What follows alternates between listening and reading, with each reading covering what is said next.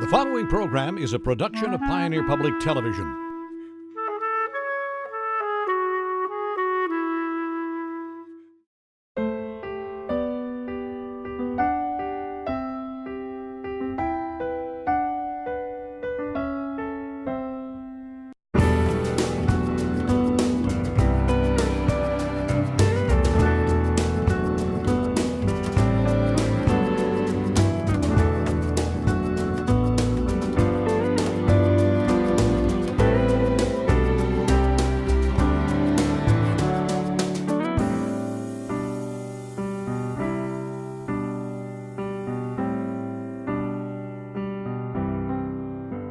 Hello and welcome to Compass. I'm Les Heen. Thanks for watching.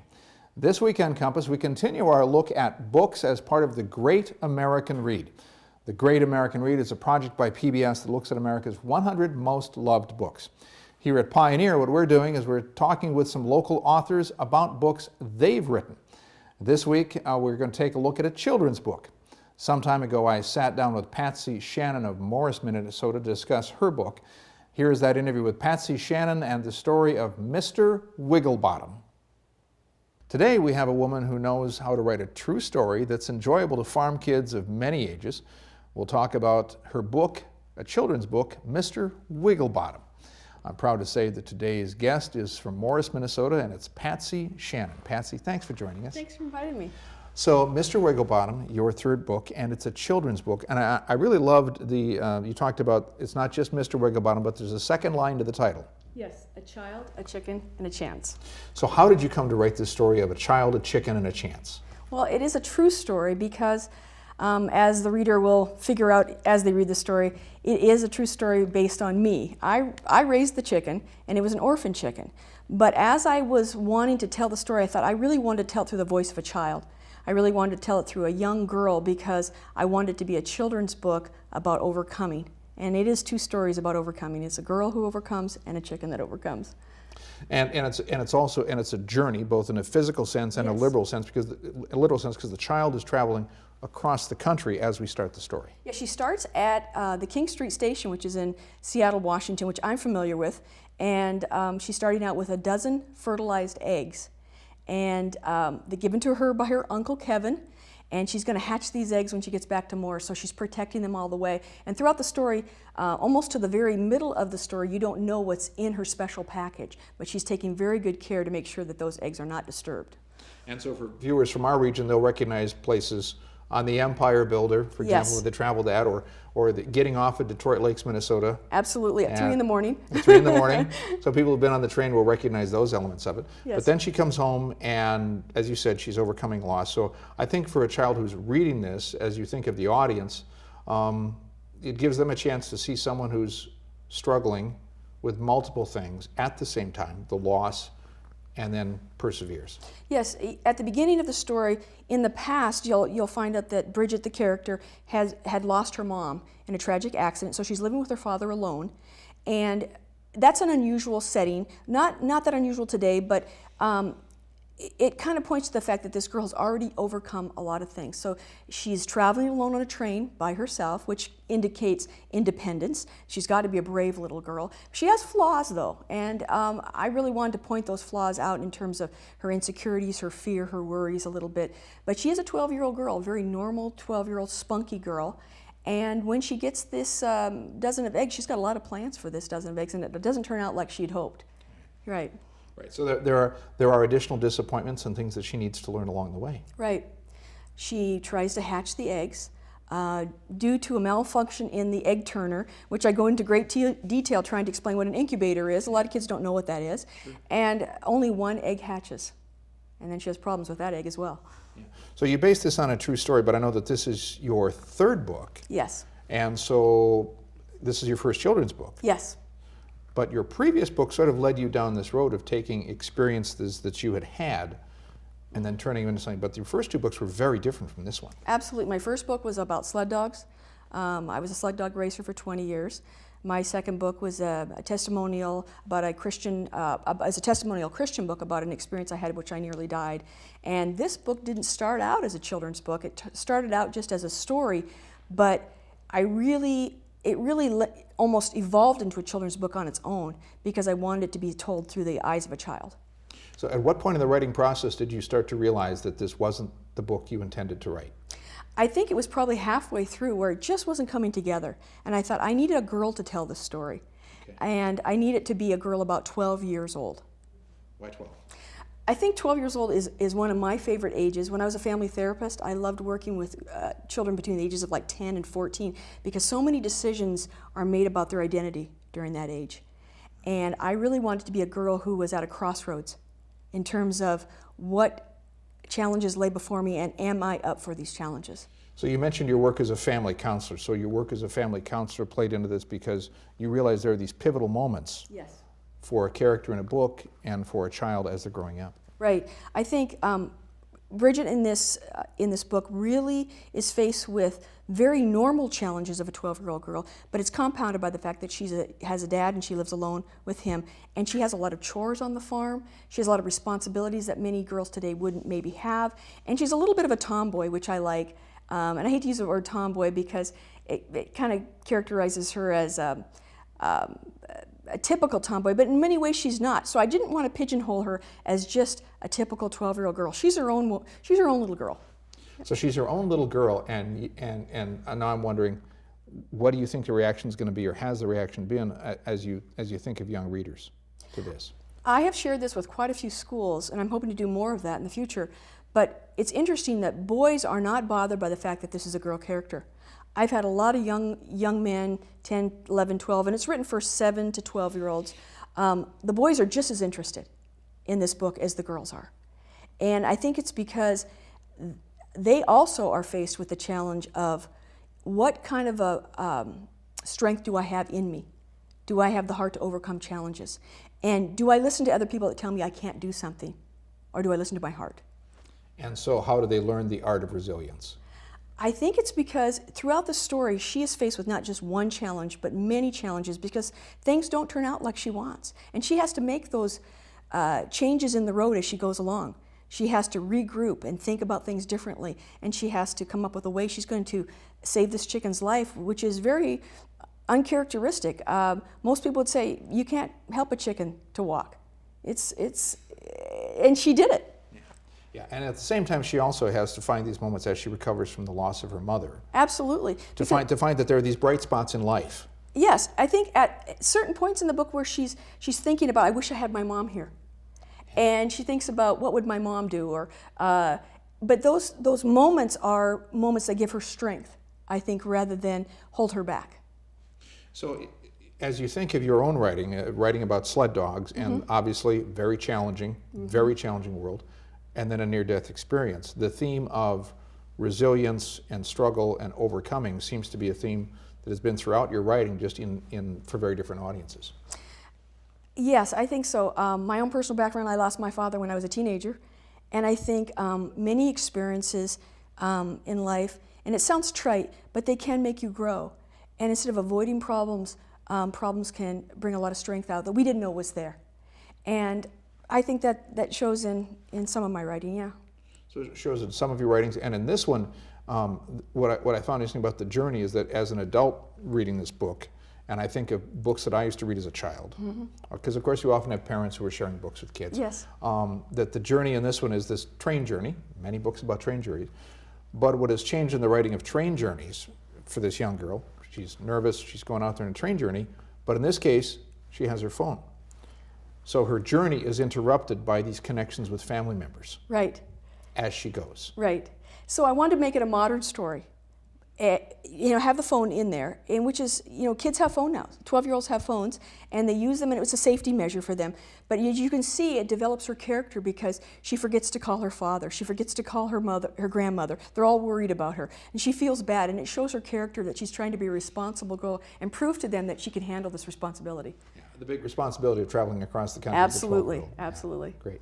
As we close out this segment, Patsy, I'd like to talk about where our viewers could find this book. It can be found in Morris stores. It also can be found on my Facebook, Patsy Shannon, Morris, Minnesota. I think I'm the only one named Patsy Shannon. And I do send out books promptly. I don't charge for shipping, so you can have a book in a couple days and signed if you like. I've found a lot of people that like them for their grandchildren, and they've even enjoyed it themselves, and they'll say, I remember doing this as a child. So, yeah. Sure, because you'll have a lot of former farm kids who will look at this and say, oh yes. Yes, and they all want chickens after this. Yeah, which is a growing issue in itself. That's Telling true. people- It's okay. true. Well, we're out of time, so Patsy Shannon, thank you very much for joining us on the Literature Thank you for Corner. inviting me. In addition to meeting with Patsy Shannon and talking about Mr. Wigglebottom, some time ago I had the chance to talk with an author who knows a great deal about what it takes to become an author. And that is Christopher D. Schmitz, and his book is The Indie Author's Bible. So Christopher Schmitz and I sat down a while ago to talk about what it is and what it takes to become an independent author. Welcome to the Compass Literature Corner. This week, an author who can tell you how to be an author. Christopher Schmitz has written The Indie Author's Bible, a DIY guide to start right, what to do once you have begun, and beyond. Christopher Schmitz, welcome to Compass. Thanks for having me. So I've got the book right here. I love the fact it says DIY guide right on the front of it because it's pretty clear. It's a manual to how to do this. Yes. And that was your idea, was to go through a whole list of things, whether somebody wants to be self-published or work with a publishing house, get the basics of what they need to do to become an author, right? Yes, and like even in the title, just being able to find a book is huge. And so it's a much longer title than I usually write, so it's kind of a title and a subtitle. But I wanted it to be very accessible. I wanted people to find it. And most of the information I've actually already published in article form in my blog. So it's kind of chronicles this journey that I've had on becoming both an indie and a traditionally published author. And I had so many people that would come up to me when I'd be selling my books at conferences and book festivals, be like, how do you do this? And because a lot of people have those questions, because I think that everybody has a story in them, whether or not they write it in a book or whether they tell it in some other format, in an interview or just conversations with their family. Everybody has a story, and many people nowadays, with the change in technology and how easy it has become to get yourself into print, everybody has these questions, and so I really wrote it in response to all these questions that keep coming to me. Well, and I think because we serve a rural audience, it's important to note that you're doing this from a rural setting because you live in Redwood Falls, Minnesota. So you're doing this from not someplace what one would think of as a major literary center. Correct, and Redwood Falls is one of the largest towns I've ever lived in fact. Yeah. So you've been able to do this, and now I think if people are watching this and they're thinking about the great book that they've had in mind or had drafts of for 10 or 15 or 20 years, the big difference, as I've read your book, is that technology has changed the publishing business in huge ways for people who've had that book they've always wanted to publish. Absolutely, and like if you look me up and just people are like, you are a prolific author, like you've got like 20 plus books that I could buy on Amazon, like most of these have come out fairly recently. Like I was that guy. I had most of those books written over the course of several years, saved as manuscripts on my hard drive, and I just transfer my files from computer to computer as you upgrade until I finally really decided to start publishing in earnest. And I know early in the book you've got sort of a list of top 13 things that you need to do, which you call the Quick Start Guide. So tell us about kind of the Quick Start Guide idea. So it's the Quick Start Guide is the 13 mostly sequential steps to going from idea to being in print and having a book just like the one that you're holding. The first one, obviously, is to write the story. So these are not hard steps. And then in the book, each one of these steps is broken down with a couple of different articles that you can look up later in the book to, like maybe writing the story is easy for you. Well, then you just write the story and then move on to the next step. And it's mostly sequential because sometimes you get bored or you hit a roadblock or you just finish your manuscript and now you're in the editing phase. We shouldn't go directly from one to the other because it makes for poor editing. So break it up. Jump down further on and just play around with cover art because that helps to inspire you as well.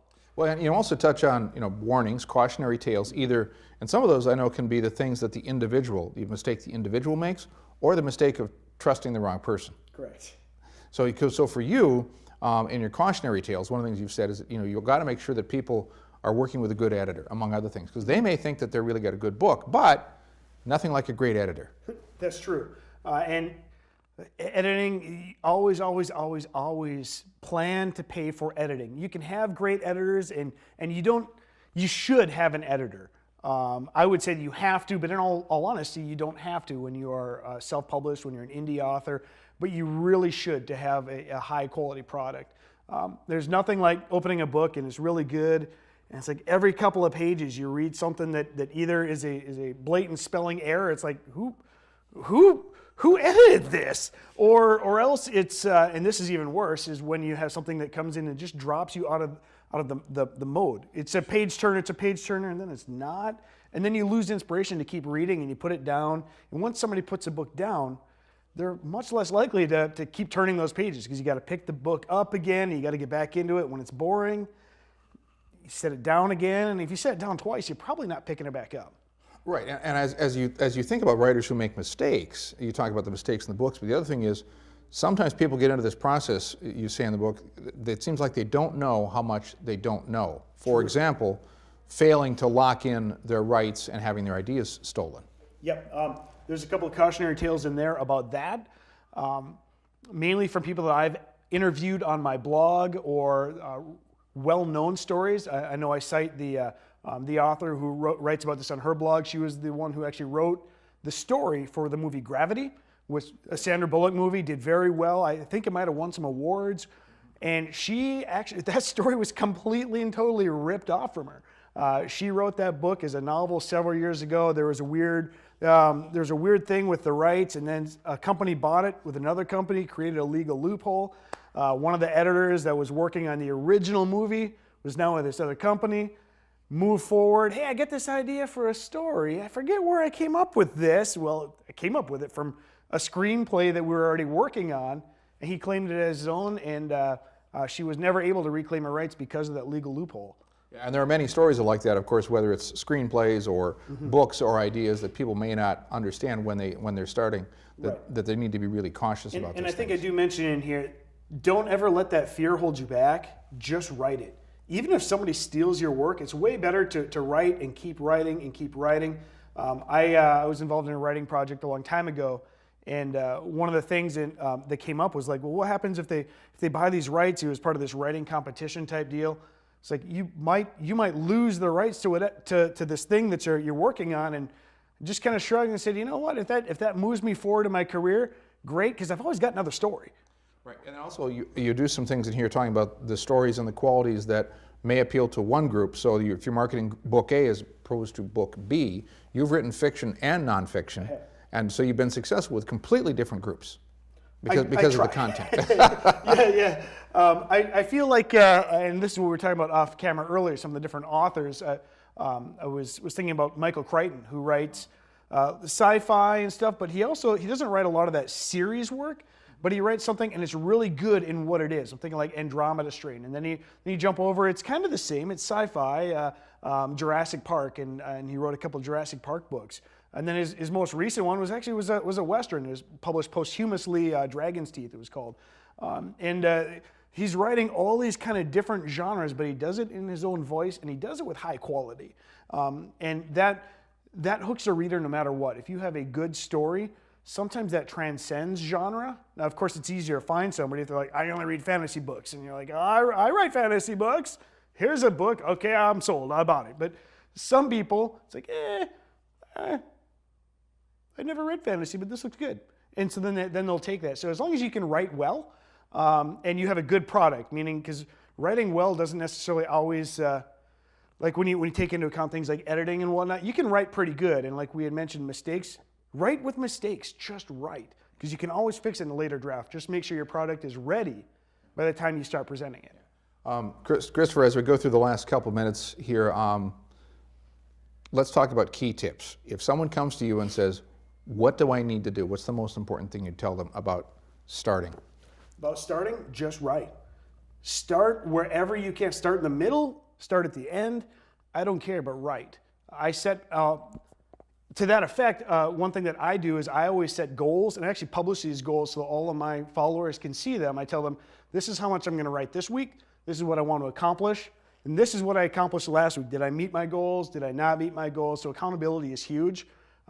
Schedule a time, find a time, turn off your cell phone, do what you have to do to start getting words on print. They don't even have to be good words. You just need to start. Yeah, the discipline, because above all else, it's work. Right. Yeah.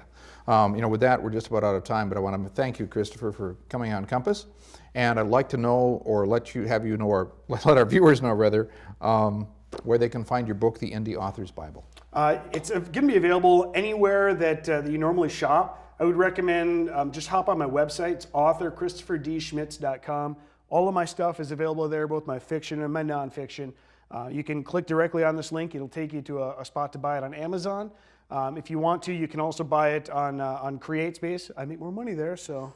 But because of that, I can actually give a little bit of a discount on there. So there's different methods. You can buy an ebook, and you can buy it anywhere books are sold, like even bn.com. Great. Christopher Schmitz, The Indie Author's Bible. Thanks for being with us on Compass. Thanks for having me. That's all for this week on Compass. If you want more information about the Great American Read, go to pbs.org/Great American Read. The list is out and the voting has begun. It's time to select America's favorite book in the Great American Read. Come to the website and see our collection of America's 100 best-loved novels. Is your favorite on the list? Vote for your book, then share your choice so your friends and family can join in. The voting is open now. I'm Meredith Vieira. Help us choose America's favorite book on the Great American Read.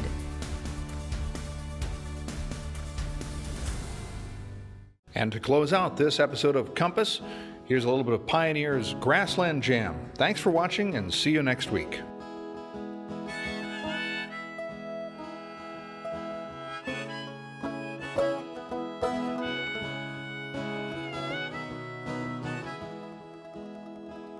Well, I stand out at night, neath the stars so bright, hold my hands on them red-hot coals. Why this land, it harbored so much of my life, God, I only know. Well, my daddy built this house with his own two hands. He was from that north wind cool. Well, it may not be forever in my life, but forever in my soul. So take me back to that old black river where I called home all alone. Take me back, go take me back to old Wisconsin, to the place I belong.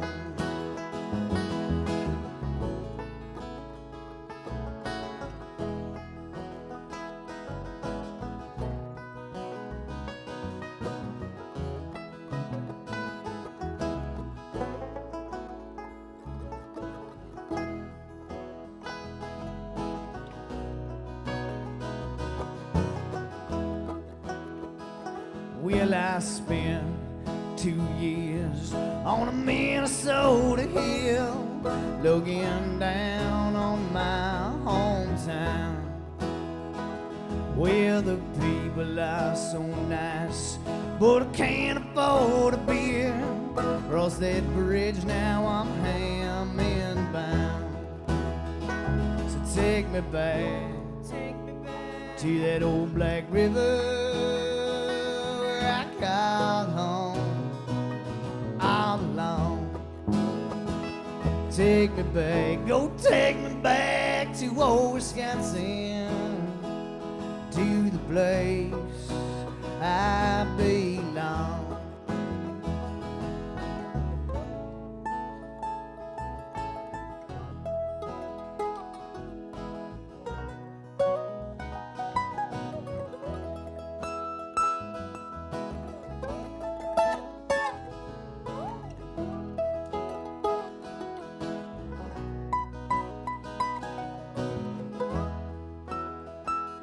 Well, I've been many places, a beauty so fine, water so blue and clear.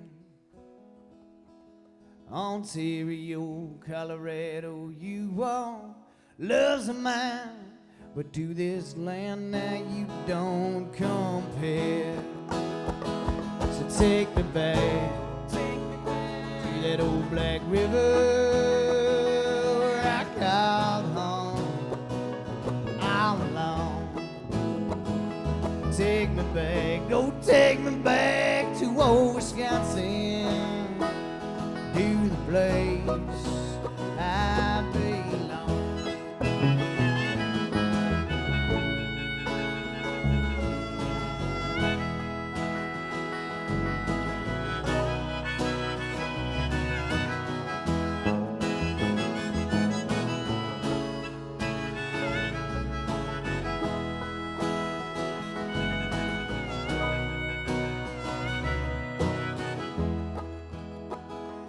Take me back to that old black river where I called home all alone. Take me back, go take me back to old Wisconsin, to the place I belong. Take me back, go take me back to old Wisconsin, to the place I belong.